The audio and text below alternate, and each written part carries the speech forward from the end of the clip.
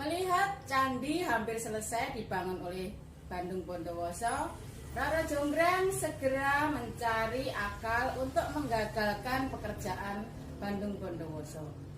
Lalu ia menyuruh para dayang-dayang untuk membakar jerami.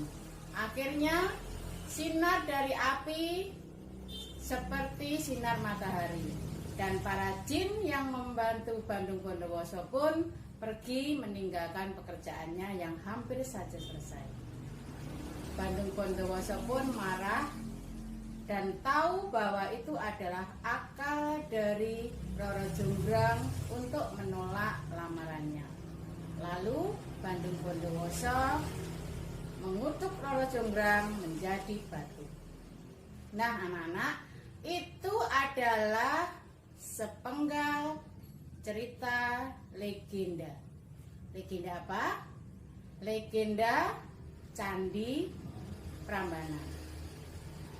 Nah, anak-anak, kali ini kita akan belajar tentang legenda. Jadi legenda itu adalah cerita tentang asal-usul suatu tempat. Ada cerita Sangkuriang, ada cerita Danau Toba. Selain legenda, kalian juga akan belajar tentang fabel. Fabel itu seperti yang dulu pernah diceritakan oleh orang tuamu tentang si kancil, tentang semut dan belalang, tentang burung merak yang sombong. Nah, itu adalah contoh-contoh fabel.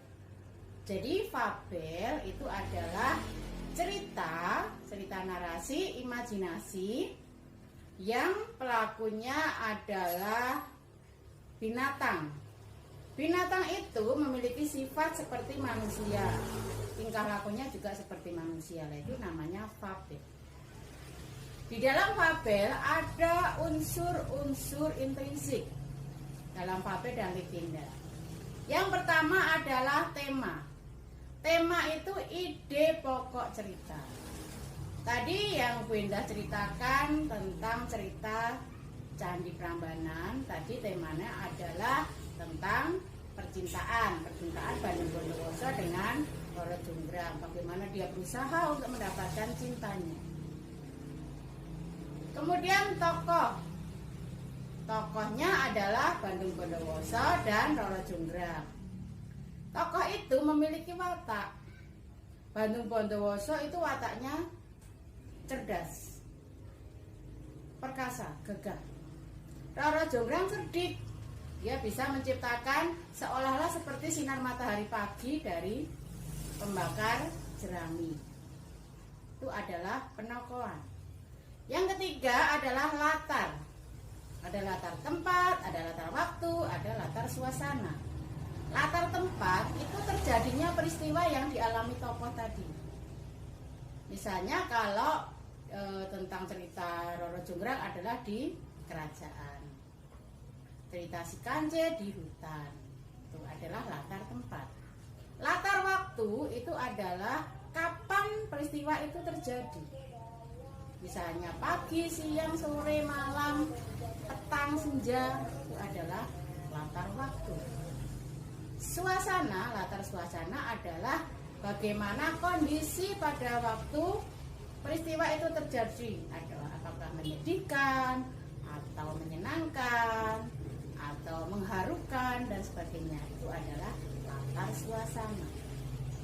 Berikutnya adalah amanat. Amanat itu pesan yang disampaikan pengarang kepada pembaca atau kepada yang mendengarkan, kalau itu berupa lisan. Bisa amanat itu tentang kalau berjanji jangan mengingkari. Itu amanat itu sesuatu yang mengajak untuk berbuat baik. Yang terakhir adalah alur. Alur itu ada alur maju, ada alur mundur. Maju itu mulai dari awal sampai akhir, mulai dari dulu sampai sekarang. Mulai dari sekarang sampai akan datang, itu alur maju. Kalau alur mundur itu dari sekarang ke masa lampau. Ada juga yang menggunakan alur campuran, maju dulu kemudian mundur. Ya. Jadi itu adalah unsur-unsur Faber dan Legenda. Kalian tentu sudah paham. Salam literasi, SMP Warga Juara. Sampai jumpa.